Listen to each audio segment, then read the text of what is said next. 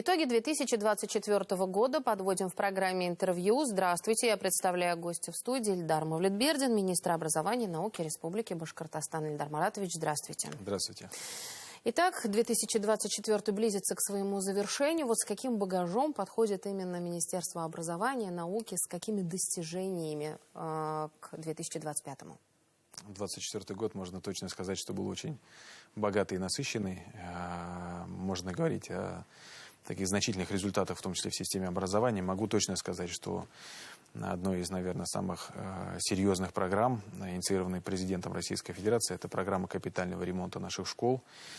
Можно сказать, что за предыдущие годы мы 140 зданий школ уже отремонтировали. Более 55 тысяч ребят сейчас учатся в обновленных условиях. Это в первую очередь условия образовательного процесса, когда можно дальше уже говорить и о качестве. И могу сказать, что на 2025-2027 годы Министерство просвещения Российской Федерации утвердило нам перечень из 88 зданий наших школ Республики Башкортостан, которые будут отремонтированы. И, соответственно, 5,5 миллиарда рублей из федерального бюджета будут направлены на эти цели. Это огромная сумма, которая позволит улучшить условия обучения наших детей, и это такая очень серьезная мера поддержки. Очень здорово, что была инициирована программа капитального ремонта детских садов. 16 детских садов сейчас в списке, и 840 миллионов рублей из федерального бюджета будут направлены на капитальный ремонт уже детских садов. Ну и со следующего года стартует программа капитального ремонта наших колледжей, в первую очередь общежитий наших колледжей. Знаете, глава Республики Башкортостан инициировал программу капитального ремонта учебных корпусов наших колледжей, и мы там работаем и по оборудованию, и по ремонту, и по благоустройству территории. Проблемные зоны оставались общежития, и вот в этом году мы достаточно хорошо поработали, 7 наших колледжей республики вошли в эту программу. Я считаю, это очень такой серьезный и очень значимый результат. По стране вот мы идем, насколько я понимаю, в тройке лидеров, да, которым выделяются средства для капитального ремонта, правильно? Все верно, мы в тройке. Хорошее второе место в стране по количеству объектов, которые вошли в программу капитального ремонта. Но вообще в целом могу сказать, что в 2024 году на развитие системы образования Республики Башкортостан из федерального бюджета мы привлекли 15,4 миллиарда рублей. Ну, это огромная сумма. Ильдар Маратович, в своем послании к депутатам Госсобрания Республики Башкортостан глава Ради Фаритович говорил о том, что сейчас появляются новые меры поддержки для учителей. Это именно выделение путевок на санаторно-курортное лечение. Это одно из беспрецедентных таких решений. Это наряду с тем, что еще и выделяются гранты. Причем не только учителям, но еще и воспитателям детских садов. Расскажите поподробнее, насколько эта мера, может быть, в других регионах подобный опыт есть или нет? Вот вы все-таки с коллегами общаетесь? Если вообще говорить о грантовой поддержке наших учителей, это была одна из наших задач — привлечение молодых специалистов в систему образования, поддержка педагогов, которые работают уже в системе образования. В 2019 году указом главы Республики Башкортостан Ради Фаритовича Хабирова были учреждены гранты нашим учителям, которые работают в сельской местности, в малых городах. Эта мера поддержки получила свое развитие и была инициирована, и возникла еще до программы «Земский учитель». И вот ежегодно 150 учителей республики получают грант в размере 690 тысяч рублей.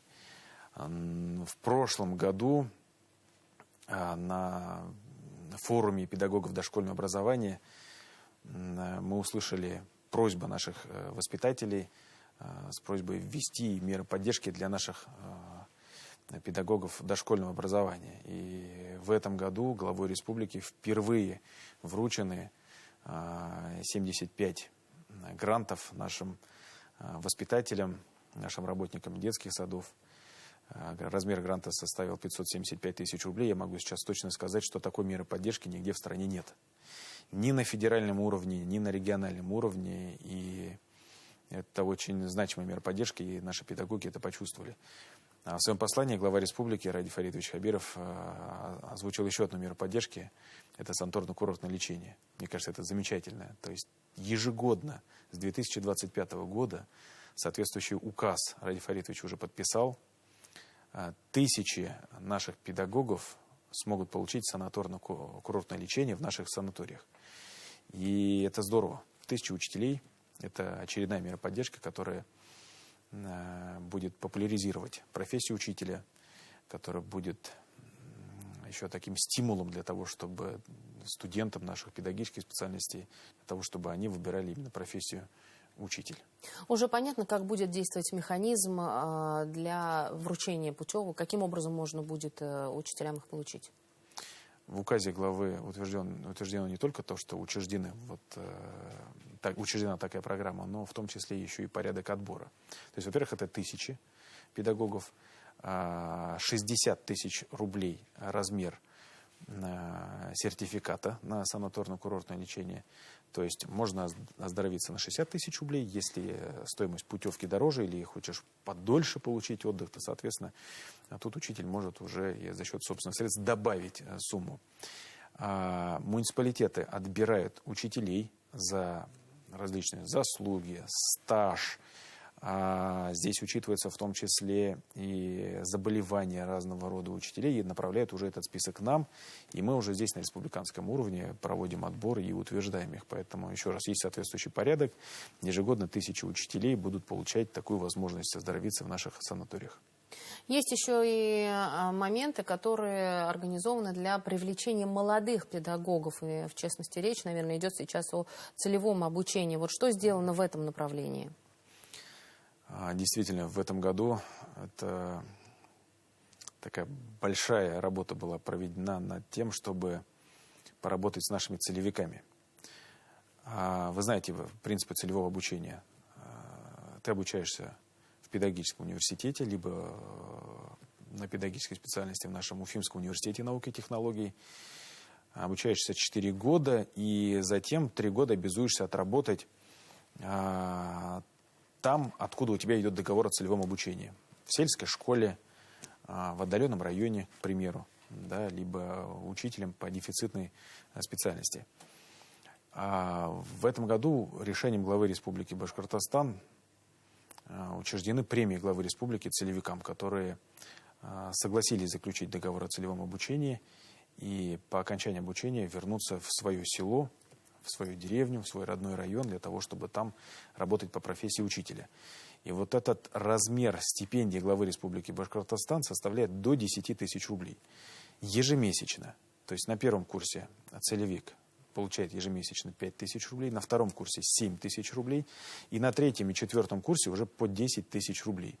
Учитывая, что размер ежемесячной стипендии академической, да, вот обычной стипендии, которую вузы выплачивают своим студентам, составляет 2500-2600 рублей, то такая стипендия главы Республики Башкортостан является хорошим подспорьем для того, чтобы еще раз, да, сделать выбор в сторону профессии учителя, а нам, соответственно, в глобальном смысле решить вопрос с кадровым дефицитом учителей на селе. 3 года нужно будет целевикам преподавать уже вот именно в том месте, откуда они заключили договор на целевое обучение. Немало это? Я думаю, что за 3 года у человека есть время для того, чтобы сделать такой настоящий выбор. Да? Он обустраивается, он привыкает к коллективу, он привыкает к работе. За 3 года зачастую молодые люди еще и обзаводятся семьей. Здесь нам в помощь еще и наши главы муниципалитетов, которые также прикладывают максимальные условия для того, чтобы молодой специалист остался там, в муниципалитете, в конкретной школе. Это и помощь и с земельным участком. Это, опять-таки, грантовая поддержка, про которую я говорил, в размере 690 тысяч рублей. И я думаю, что это такой срок, который позволяет сделать уже точно окончательный выбор. Ильдар Маратович, если вновь вернуться к посланию главы Республики Башкортостан к депутатам, то Ради Хабиров говорил о том, что создается математический лицей-интернат. И насколько я понимаю, что этот проект уже не только витает в воздухе, а что он уже имеет под собой крепкий фундамент. Вот есть какие-то продвижения в этом вопросе? Не только есть, это еще и подкреплено финансово. На одной из последних встреч Ради Фаритовича Хабирова с президентом Российской Федерации как раз глава республики озвучил инициативу о создании такого республиканского математического лицея-интерната для одаренных детей, который бы стал местом концентрации талантливых детей с Республики Башкортостан, в первую очередь, конечно, из соседних регионов, да, такая возможность у них появится, который бы сочетал в себе все лучшие стандарты образования, современного, международного и математического, IT, физики. И эта инициатива была поддержана президентом Российской Федерации. И вот сейчас уже можно точно говорить, что в федеральном бюджете появилась строчка выделения средств из федерального бюджета на строительство в Уфе Республиканского математического лицея-интерната. Сумма уже известная. Это 2,4 миллиарда рублей. И могу вас заверить, что это такая совершенно нестандартная школа. Она очень красивая, она очень современная. У нас уже есть проект, который прошел и государственную экспертизу. Эта школа будет современным кампусом, отвечающий также всем современным условиям проживания для наших детей. Поэтому считаю, что это станет такой хорошей визитной карточкой системы образования Республики Башкортостан. Уже понятно, где она будет располагаться? Уже понятно, земельный участок также подобран. Нам остается в следующем году приступить к строительству. И могу вас заверить, что это очень достойное, очень красивое место. Мне кажется, с очень красивым видом на Белую. И это практически в центре города Уфы. Поэтому, когда начнется стройка, конечно, все увидят, узнают, что это вот математический лицей-интернат.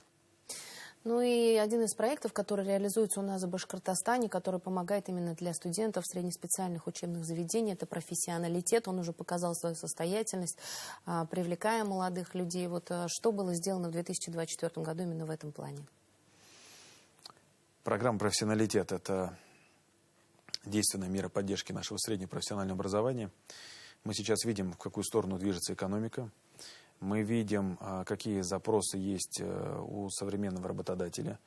В основном это люди с рабочей профессией, специальностью. Запрос достаточно серьезный, связан он с ростом, в первую очередь, нашей промышленности. Поэтому мы видим, как наши ребята, выпускники 9 классов, идут в колледжи. Да, 62% наших выпускников 9 классов продолжили обучение в колледжах республики. Они не пошли в 10 класс, они идут в колледжи республики. Поэтому программа «Профессионалитет», безусловно, она в первую очередь была направлена на то, чтобы создать самые передовые условия обучения, оснастить наши колледжи современными мастерскими. И вот в этом году 6 наших колледжей получили гранты из федерального бюджета в размере по 100 миллионов рублей каждый. Мы к этим средствам из федерального бюджета добавили еще по 50 миллионов рублей из республиканского бюджета. Кроме того, еще сюда вложили еще и работодатели до 30 миллионов рублей. И вот 6 таких кластеров мы в Республике Башкортостан в этом году создали. Итого 14 кластеров. Это первое место в Российской Федерации по количеству созданных таких центров. И в следующем году еще 5. Таким образом, количество таких современных центров будет 19, и мы эту работу, безусловно, продолжим, потому что это современное среднепрофессиональное образование, это современные колледжи, и это выбор наших детей, выбор наших выпускников. И очень здорово, что работодатели идут навстречу, они поддерживают нашу систему профессионального образования, понимая, что кадры, они не упадут откуда-то с небес, они не придут с других регионов. Надо воспитывать кадры, начиная со школьной скамьи. Нужно поддерживать их во время получения нашими студентами среднего профессионального образования. А для этого нужно создавать им самые современные условия. А мы уже дальше двигаемся. Потому что тот колледж, который получил возможность участия в проекте «Профессионалитет», который завершил эту работу, дальнейшим его шагом становится программа, федеральная программа капитального ремонта уже общежитий, про который я говорил в начале нашей программы. Вот 7 таких колледжей уже получили возможность теперь вслед за учебными корпусами, вслед за оборудованием, теперь еще и получить ремонт общежитий. Поэтому считаю, что это прям одна из таких, наверное, передовых программ поддержки наших колледжей. Эльдар Маратович, спасибо огромное. Вы нам рассказали итоги 2024 года очень впечатляющие. Мы надеемся, что 2025 будет не менее перспективным. Это точно. Спасибо. Спасибо. Это была программа «Интервью». Спасибо, что были с нами.